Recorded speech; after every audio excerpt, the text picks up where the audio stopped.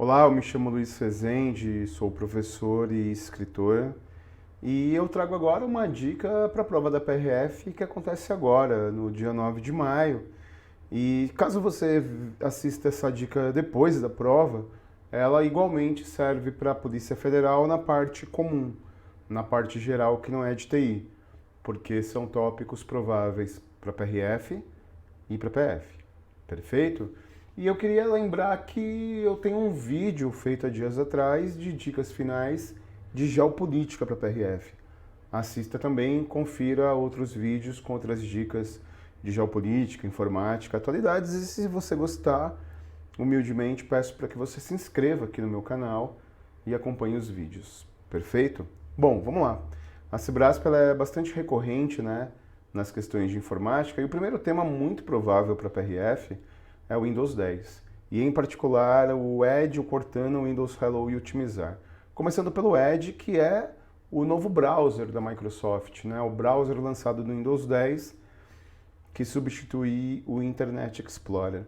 O Edge, ele é o leitor padrão de PDFs do Windows 10. Lá no Windows XP, no Windows 7, não existia um leitor de PDF offline padrão do Windows 10, do Windows. Você era obrigado a baixar aquele Adobe Acrobat Reader. No Windows 10 existe o Edge, que é um leitor inclusive offline de PDFs. E o Edge ele tem mais duas funções importantes que são abordadas em prova. Ele tem um modo leitura, que altera o contraste das cores, o tamanho da fonte para facilitar a leitura de texto. E ele tem um modo anotações, que permite que você, com mouse ou com uma caneta digitalizador ou com monitor touchscreen, faça anotações na tela, na visualização do site.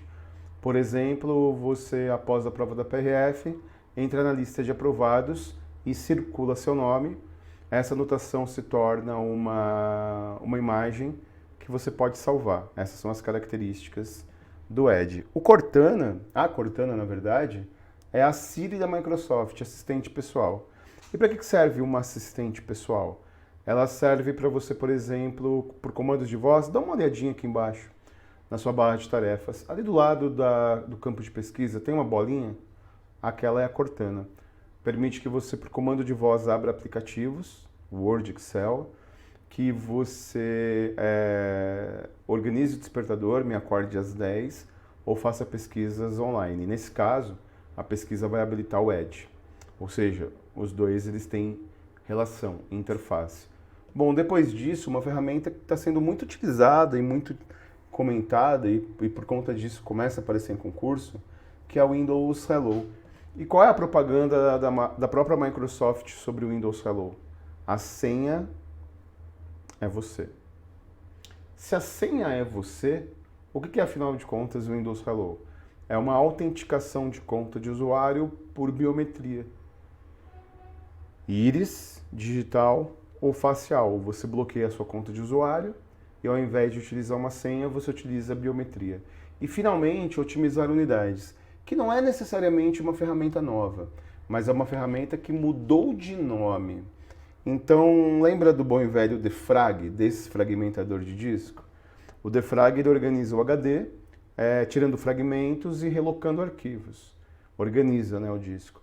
E o defrag, a função de desfragmentação, no Windows 10, se encontra dentro do otimizar unidades. Então, sobre o Windows, eu acho que esses temas são os mais prováveis. Continuando, deixa eu trocar aqui a tela. Continuando, o próximo tema muito, mas muito provável são os protocolos. Para agilizar, eu vou dizer o que são os protocolos e já pontuar eles ali na tela. Protocolo, cada serviço da internet, navegação, e-mail, multimídia, transferência de dados, download, upload, e-mail, tem suas formas, suas regras para envio e para recebimento de conteúdo.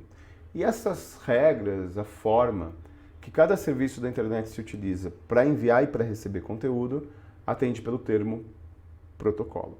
Perfeito? Então, quais são? Protocolo sempre cai. Quais os protocolos mais prováveis? Quais os protocolos que nós esperamos? Em primeiro lugar, os protocolos de navegação, que são o HTTP e o HTTPS, sendo que o HTTP é visível por terceiros e o HTTPS não é, ou seja, navegação privada. Mas ao contrário do que muita gente acha, o HTTPS ele não é criptografado.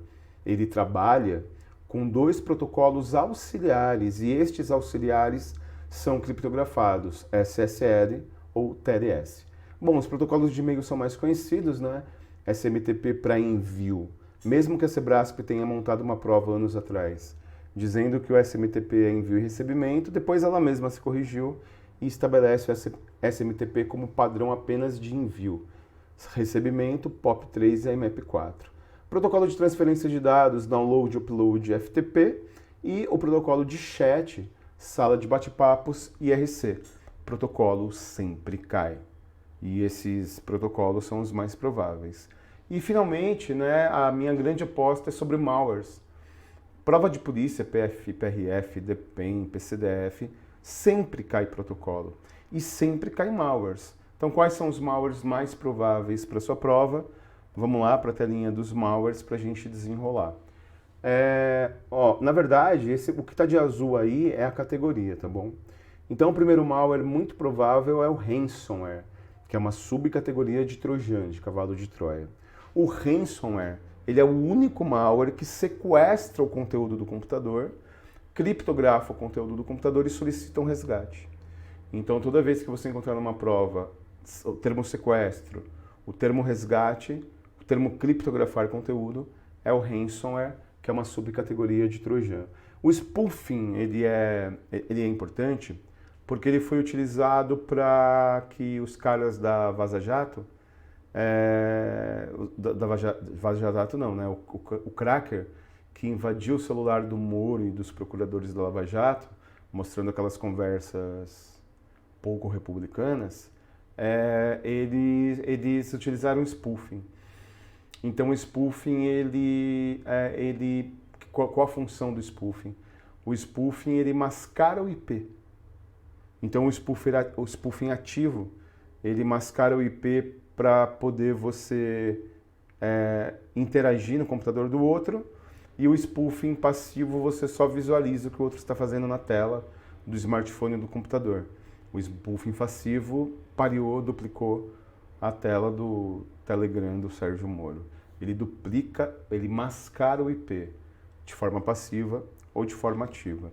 Depois, o ataque DDoS, que está sendo muito, mas muito utilizado. E o ataque DDoS é um ataque de negação de serviço por sobrecarga. Então eu sobrecarrego o servidor através de robôs, né? Através de milhões de ataques constantes. É o que tentaram derrubar o servidor do TSE nas últimas eleições municipais. Então você sobrecarrega o servidor e ele cai, ele nega o serviço por sobrecarga. É igual o metrô de São Paulo lotado na hora do rush. Então o DDoS, ele é um ataque de negação de serviço por sobrecarga. E finalmente, o Spy1, que é uma subcategoria da backdoor. A backdoor é um acesso remoto não autorizado. Acessar o meu computador sem eu autorizar. Né? Então é um acesso remoto em que eu não autorizei. Mas a Spy1 é específica. Habilita só a webcam e seu microfone. E aí apaga o LED, ou seja, você está sendo gravado sem perceber. Então, sem ficar dançando peladão no quarto, achando que você está na intimidade do celular, porque se bobear, tem uma Spy1 no seu computador, você vira o sucesso do Xvideos. Perfeito? Essas são minhas dicas, desejo para você uma ótima prova.